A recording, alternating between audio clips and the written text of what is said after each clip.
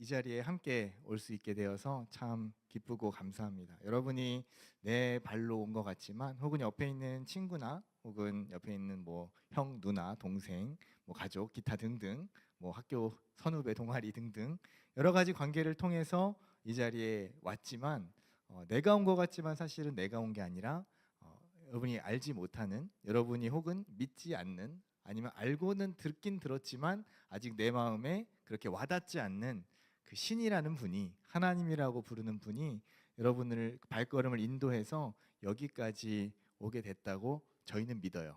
네. 여러분 혹시 믿지 않을지라도 그런데 이 하나님의 사랑이 여러분들을 이 자리까지 오늘 인도하게 하셨는데 왜 그런가? 왜 그런가? 그것은 하나님이 여러분을 사랑하시기 때문이고 또한 여러분들을 이 자리까지 오게 하신 옆에 있는 그 친구 옆에 분들 한번 쳐다보세요. 나를 데리고 온 그 친구가 누군가. 네. 평상시에 이 친구가 원래는 이렇게 나에게 잘해주지 않았는데 오늘 갑자기 한 2주 전부터 연락을 갑자기 막 하고 갑자기 뭐 밥을 먹자고 하더니 갑자기 이렇게 뭐 사준다고 하더니 뭐 영화를 보라고 하자고 하더니 또 무엇인가 이렇게 차를 마시자고 하더니 결론적으로는 오늘 교회 가자. 네, 이렇게 해서 이 자리에 아마 왔을 겁니다. 어떻게 그렇게 잘 아냐? 네, 저도 그걸 당해보았기 때문이죠. 네, 저도 예수님을 믿지 않았던 예수님 바깥에 있던 사람이었습니다. 여러분의 나이까지요. 여러분이 지금 혹시 이 자리에 나는 26살, 만 25세 이하다. 만 25세 이하. 네. 많아요. 만 25세 이하. 괜찮아요. 속으로만 손 드세요. 네, 창피하니까. 네. 그래요. 그때까지 그 나이가 될 때까지 저는 교회를 별로 나가본 적이 없습니다. 네. 25살 때 처음은 아니지만 여하간 친구 손에 이끌려서 교회를 갔는데 그때도 역시 믿음이 없었어요. 별로 이렇게 믿지 않았습니다. 그리고 교회를 굳이 가야 되나 뭐 이런 생각도 했고 군에 있을 때 잠깐 교회를 갔습니다. 군대 있을 때. 왜냐? 가면 잘 수 있으니까요. 네, 그리고 군대 가면은 교회 가면 이제 초코파이도 주고 빵도 주고 콜라도 주고 하니까 가끔 이제 교회에서 오면은 햄버거도 주고 하니까 다른데 종교 행사는 별로 가기가 어려워요. 왜냐하면 천주교는 미사 드리러 가면 전 다 가봤거든요. 원불교 빼고. 네, 네, 네. 보통 이제 그런 게 있어요. 이렇게 순례교라고 있어요. 순례교. 네, 한 종교씩 다 가보는 순례교인. 네. 그래서 교회도 갔다가 성당도 갔다가 절도 갔다가 근데 원불교는 왠지 모르게 좀 약간 제 마음에 이렇게 와닿지가 않아서 가진 않았는데 여하간에 성당 가면 미사 드리면 거기는 계속 앉았다 일어났다 막 시켜요. 중간중간에 그래서 잠을 잘 수가 없어 피곤한데 그래서 성당은 난 가기가 싫어요. 불교는 갔더니 다리가 너무 안 좋아. 의자가 아니에요. 바닥이에요. 그래서 다리가 너무 저려. 그리고 먹을 거가 별로 없어요. 이상하게. 거기는 석가탄신을 가야만 그때 가야지만 먹을 게 있고 그 이전에는 절이라 그런지 먹을 게 별로 없어요. 그래서 여기는 올 때가 아니구나. 역시 가장 좋은 곳은 교회다. 그래서 잠도 푹 잘 수 있고 맛있는 것도 많이 주고 가끔씩 또 이제 우리 인근 교회나 이제 서울 같은 데서 교회에서 이렇게 위문 공연 막 오거든요. 위문 집회를 오면 우리 여기 앉아 계신 우리 자매님들 같이 우리 우리 여자 청년들이 같이 와서 이렇게 막 워십도 하고 막 공연도 보여주고 하면 참 재밌었어요. 그래서 교회를 많이 갔습니다. 그렇게 교회를 간 게 전부예요. 그런데 그 하나님의 손길에 이끌려서 교회를 오게 되고 또 이 안에 있다 보니 하나님이 어떠한 분이신가를 알게 되고 그리고 오늘 이 자리에 여러분 앞에 이렇게 서 있게 되었다는 사실입니다. 여러분이 믿을지 않을지 전 잘 몰라요. 왜냐? 오늘 처음 봤으니까요. 그렇죠? 반갑습니다. 네. 그리고 여러분이 지금 상태가 어떠한지 저는 잘 모릅니다. 여러분이 지금 어떠한 가정 환경에 있고 여러분이 지금 학생인지 직장인인지 아니면 취업을 준비하고 있는지 아니면 어떤 것을 또 다른 것을 준비하고 있는지 구체적인 상황은 제가 잘 몰라요. 그런데 한 가지 분명한 것은 여러분이 어느 상황에 있든지 간에 오늘 이 시간을 통해서 여러분의 인생이 완전히 바뀔 수도 있다는 사실입니다. 여러분이 어떤 마음을 먹고 여러분이 이 말씀을 어떻게 받아들이는가에 따라서 여러분의 인생이 완전히 180도 바뀔 수도 있어요. 오늘 제 이야기를 한번 귀를 기울여서 잘 들어보시기를 바랍니다. 독일에 있는 한 철학자가 있습니다. 한국인 철학자 중에 한병철 교수님이란 분이 있어요. 여러분 혹시 아실지 모르겠습니다. 그분이 쓴 피로사회라는 책에 그런 이야기가 있어요. 지금 이 시대에는 굉장히 긍정 과잉의 시대다. 이게 무슨 뜻이냐면 성과주의 시대라고 이 시대를 표현하고 있어요. 우리는 그러니까 근대 이전은 부정의 사회였고, 뭐 하지 마라, 이거 하지 마라, 저거 하지 마라, 이건 안 된다, 이렇게 뭔가 부정을 계속해서 이야기했던 시대였다면, 예를 들면 그래서 뭐 가난하게 사는 게 그때는 미덕이었고, 예를 들면 어떤 성적인 것을 이렇게 드러내놓고 할 수 없었죠. 그래서 금욕주의 사회가 그때에는 중세 시대에는 굉장히 온 세계를 이렇게 지배했던 시대였습니다. 그때 이렇게 부정의 시대에서 살던 우리가 산업혁명이 일어나고 근대 사회로 넘어오면서 우리는 굉장히 성과를 요구받게 되었다는 거예요. 우리도 그렇죠. 여러분이 계속해서 어디를 가든 다 요구하는 게 뭡니까? 어느 대학 나왔냐? 성적은 어떠냐? 무슨 자격증이 있냐? 너는 스펙이 어떠냐? 너는 뭘 가지고 있냐? 넌 뭘 잘하냐? 뭘 할 수 있냐? 이걸 가지고 개개인을 평가합니다.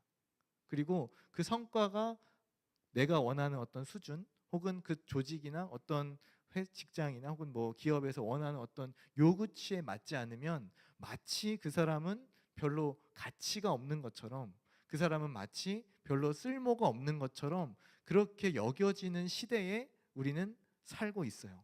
그래서 이 시대의 최고의 가치는 뭐냐면 성공입니다. 성공. 그리고 이 성공은 이꼴 뭐예요? 돈이에요. 돈. 네. 여러분은 어떤 것을 주로 가지고 있습니까? 무엇을 추구하면서 여러분 지금 살고 계시나요? 사람은 누구나 종교성이 있습니다. 종교성이라는 말이 내가 지금 종교가 있다는 말이 아니에요. 누군가 무엇인가를 이렇게 좀 섬기고자 하는 그러한 성향이 모든 사람에게 있다는 뜻입니다. 저는 종교가 없는데요. 저는 기독교가 아닌데요. 네, 그래도 나는 무교라고 할지라도 여러분이 종교성이 있어요. 왜냐? 그렇게 말하는 분들 대부분의 말을 그 다음에 들어보면 나는 종교는 없어요. 무교예요. 하지만 전 제 자신을 믿어요. 네. 그리고 나는 돈의 힘을 믿어요. 뭐니 뭐니 해도 뭐가 최고예요? 네, 머니가 최고죠. 네.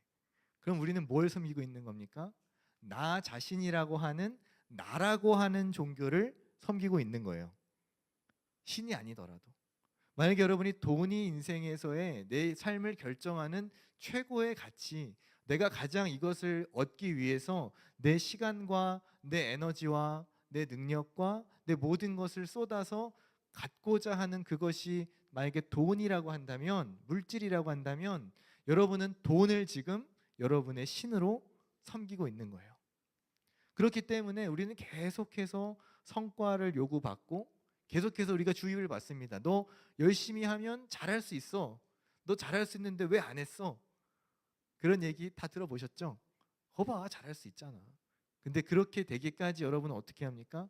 여러분의 잠자는 시간을 줄여가며, 또 여러분의 밥 먹는 시간도 아까워서 그것을 김밥이나 뭐 샌드위치 뭐 이런 간편한 식품으로 여러분의 건강을 거의 막 해쳐가면서 그렇게 공부하고 준비하고 시험 봐서 무엇인가를 이뤄낸 결과가 여러분의 스펙으로 쌓이고 그것이 여러분의 연봉을 결정합니다. 그 성과로 여러분이 어떠한 사람인가, 성공한 사람인가, 성공하지 않은 사람인가, 그것을 요구받고 있는 시대에 우리가 살고 있다는 거예요. 그래서 이러한 시대, 성과 중심의 시대, 뭔가 긍정을 강요받고 있는 이 시대를 우리는 피로한 사회라고 불러요. 그래서 그 책의 제목이 피로사회예요. 굉장히 피곤하다. 여러분 피곤하지 않으세요? 지금도 피곤하신 분들 좀 많이 계신 것 같아요.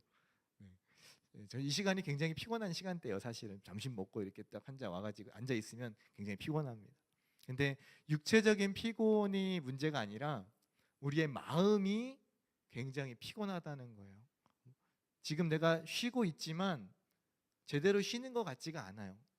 여러분, 내가 정말 잘 쉬었다라고 생각되는 때가 여러분 언제이신 것 같으세요? 아, 나 진짜 잘 쉰 것 같아. 되게 요번에 되게 휴식을 잘 취한 것 같아. 되게 뭔가 이렇게 쉼의 시간을 잘 가진 것 같아라고 생각될 때가 여러분 언제이셨나요? 쉬면서도 온전히 쉬지 못해요. 그 쉼에 집중하지 못해요. 왜냐? 그 다음에 뭘 해야 될지를 한편으로 계속 생각을 하고 있어요. 이거 이번 휴가 기간 끝나면, 이번에 방학 끝나면 뭐가 있는데, 오늘 하루 놀았으니까 그 다음에 뭘 해야 되는데, 이게 한쪽으로 계속 머리가 돌아가고 있어요. 그러니까 쉬어도 쉬는 게 아니에요. 다른 걸 다 이렇게 내려놓고 온전히 쉼에 집중해야 되는데 계속 쉬지 못합니다. 왜냐? 이거를 내가 쉬는 순간 이 시간에도 누군가 다른 사람은 나를 앞질러 가고 있을 것 같은, 누군가 나는 나를 대신해서 내 자리를 누군가 차지하고 있을 것만 같은 그런 불안과 염려가 계속해서 우리의 마음을 지배하고 갉아먹고 있기 때문이에요. 이러한 시대 가운데 우리 청년들이 살고 있다. 저는 그 사실에 굉장히 뭐랄까요? 좀 마음이 아파요. 왜냐? 이 시대를 누가 만들었는가? 결국 어른들이 만든 거거든요. 이 앞에 있는 시대의 어른들, 또 그 앞에 있는 어른들, 앞에 있는 사람들이 다 만들어 놓은 이 사회적인 틀 가운데, 이 시스템 안에 여러분들이 들어와서 이러한 피곤함과 성과의 주의의 이런 시스템을 계속해서 여러분이 겪어야 된다는 사실이 굉장히 제 마음에 안타까움과 아픔으로 다가와요. 그럼에도 불구하고 우리가 오늘 찬양한 것처럼, 그럼에도 불구하고 우리는 결국 이 안에서 살아가야 되겠죠. 자, 그렇다면 이러한 시대 안에서 살아가야 한다면 우리는 어떤 삶을 살아가야 될까?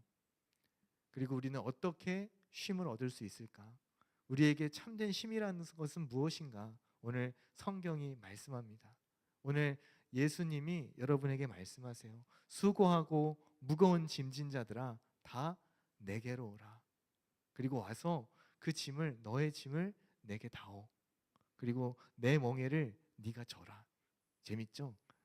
짐을 달라고 해놓고 멍에를 지워주세요. 근데 내 멍에는 쉽고 가볍다고 이야기하십니다. 여러분 혹시 멍에가 뭔지 아세요?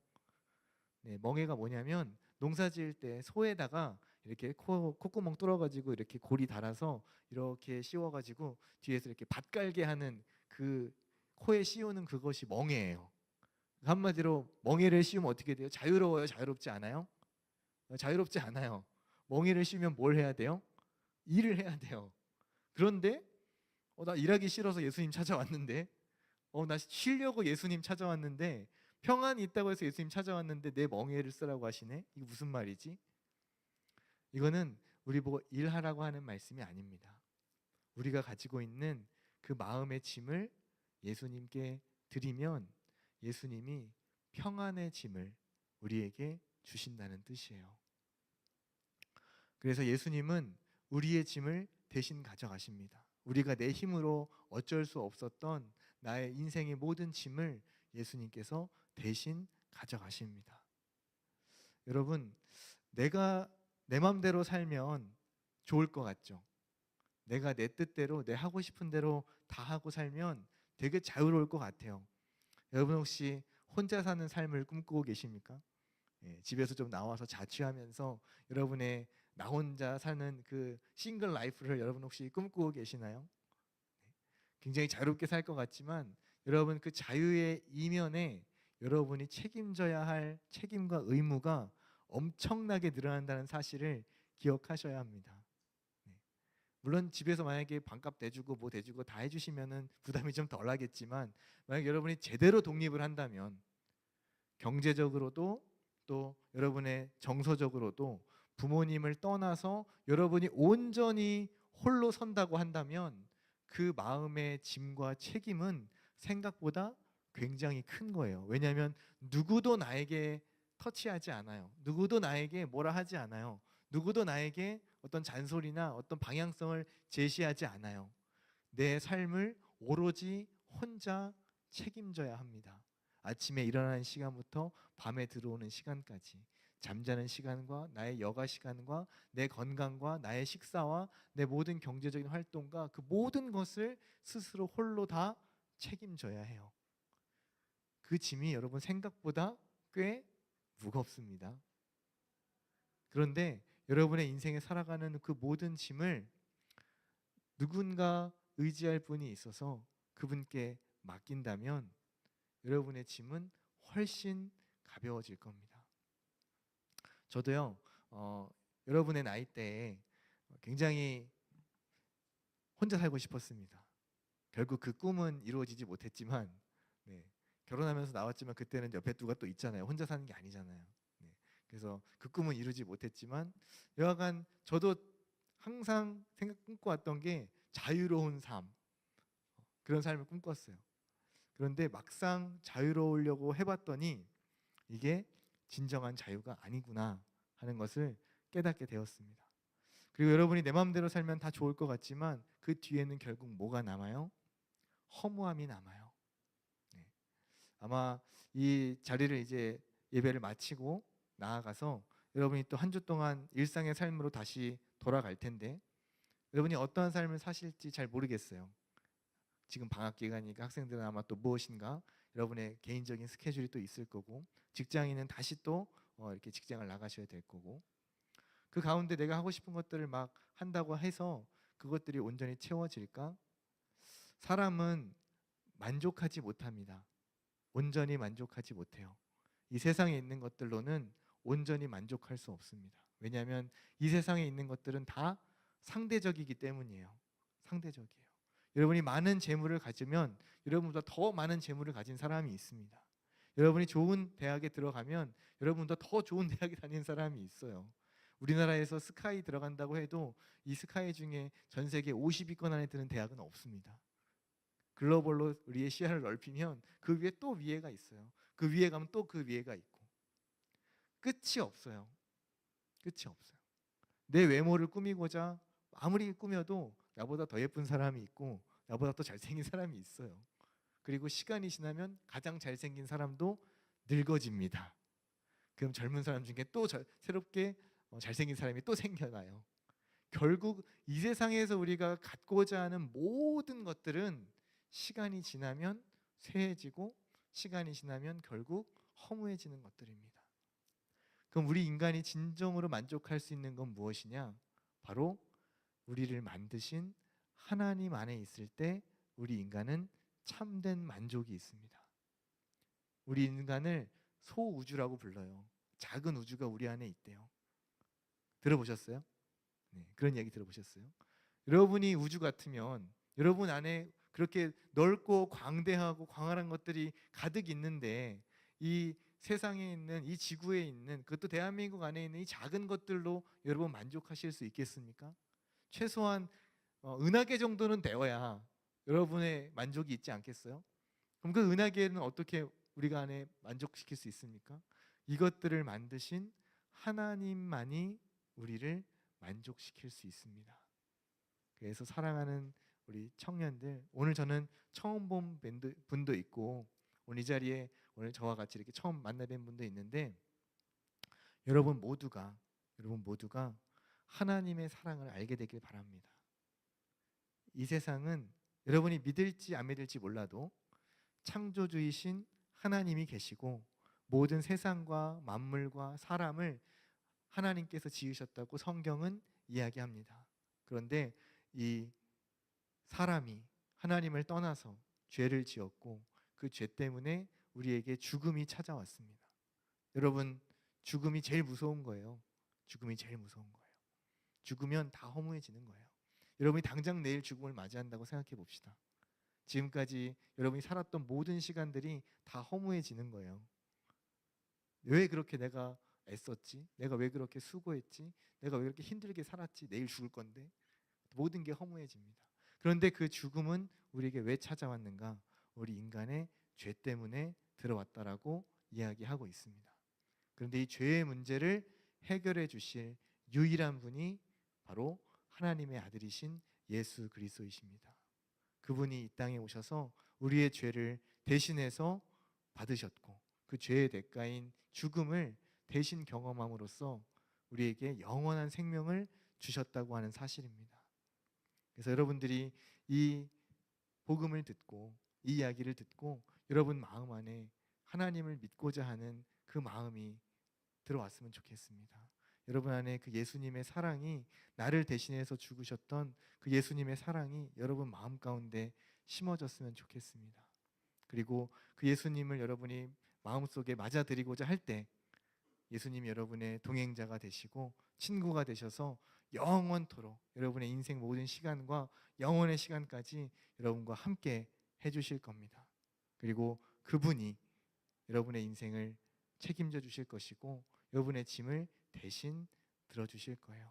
그리고 그분에게 나아갈 때 여러분은 참된 쉼과 참된 만족을 누릴 수 있게 될 것입니다. 사랑하는 여러분, 오늘 이야기가 여러분에게 얼마나 와닿았을지 저는 잘 모르지만 분명히 하나님께서 여러분 가운데 말씀하시고 여러분 가운데 이 하나님의 사랑을 알게 하셨을 줄로 저는 믿습니다. 그래서 매주 봤으면 좋겠어요. 여러분 딱 오시니까 어떠세요? 여기 혹시 차를 가지고 오신 분들은 우리 교회 주차하기가 좋아요. 네, 바로 앞에 카페도 있고. 그리고 혹시 대중교통으로 오신 분들은 조금 불편하실 수 있는데 그래도 조금만 걸어오시면 돼요. 운동 삼아 뛰기도 하는데 그렇잖아요. 우리가 젊잖아요 아직. 그래서 걸포북변역이나 저기 신검단중앙역에서부터 이렇게 쭉 신검단은 좀 멀다 저기는. 네, 중간에 버스 한번 갈아타시고 오시면 금방 오실 수 있습니다. 그리고 제일 중요한 건 뭐냐? 이 자리에 왔을 때 이러한 하나님의 은혜가 있고 또 여러분을 사랑하고 챙겨서 여기까지 온 여러분을 사랑하는 여러분의 친구가 또 있고 또 함께하는 우리 청년들이 있어서 이 가운데서 여러분이 계속해서 이 사랑과 은혜를 느껴갔으면 좋겠습니다. 여러분 다른 데 가면 이런 거 별로 없어요. 너는 꽃이야 누가 얘기해 주겠어요. 교회니까 얘기해 주지. 너는 햇살이야 이런 얘기, 손발이 오그라드는 얘기 어디서 듣겠어요. 다른 데 가면 이런 얘기 못 들어요. 다른 데 가면 다 이렇게 막 핀잔 주고 다 이렇게 디스하고 그러면서 서로 이렇게 막 그렇게 하면서 막 서로 웃고 막 하지, 이렇게 서로 축복하고 너는 사랑이야, 너는 꽃이야, 너는 햇살이야 이런 오그라드는 얘기를 여기서밖에 할 수 없어요. 교회이기 때문에. 그래서 처음에는 이게 좀 어색할 수 있고 여러분이 좀 이렇게 되게 좀 그렇다라고 생각되실 수 있는데 막상 계속 하다 보면 괜찮은데 이런 생각도 드실 수 있어요. 왜냐? 우리는 그렇게 만들어졌기 때문에 그렇습니다. 그래서 여러분이 계속해서 매주 이 자리에 와주시고 같이 함께 말씀 듣고 또 찬양하고 기도하고 예배하면서 하나님의 사랑을 조금씩, 갑자기 뭐가 막 확 달라지는 건 아니에요. 그렇지만 조금씩 이 하나님의 사랑을 알아가고 그 안에 또 스며들어 가면서 이 하나님의 사랑을 알게 되기를 우리 주님의 이름으로 간절히 축복합니다. 잠시 기도하겠습니다. 하나님 아버지, 오늘 너무나 복된 자리를 허락해 주시고 또 우리 친구들의 초청을 받아 이 자리에 새로 나온 우리 청년들을 축복합니다. 하나님, 이 영혼들을 받아주시고 귀한 자리에 초청해 주셨사오니 이 천국 잔치에 함께할 수 있도록 주님 인도하여 주옵소서. 이들의 마음 가운데 예수 그리스도가 삶의 주인이 되게 하시고 삶의 동행자가 되어주시고 또 이들의 평생을 주님 지켜주셔서 이들의 영혼이 다른 곳으로 이탈하지 않도록 오직 하나님의 사랑과 은혜 안에 거할 수 있도록 주께서 붙잡아 주옵소서. 그리하여 이 피곤하고 지치고 또 성과주의인 이 세상 가운데에서 진정한 가치를 발견하고 진리이신 하나님 안에서 참된 신과 회복을 누리는 우리 귀한 청년들이 될 수 있도록 은혜 베풀어 주옵소서. 날마다 함께 하시고 은혜 주실 것을 믿습니다. 우리 귀한 청년들 가운데 동행하시고 인생의 가치를 깨닫게 하여 주옵소서. 언제나 동행하실 것을 믿사오며 예수님의 이름으로 기도드립니다. 아멘.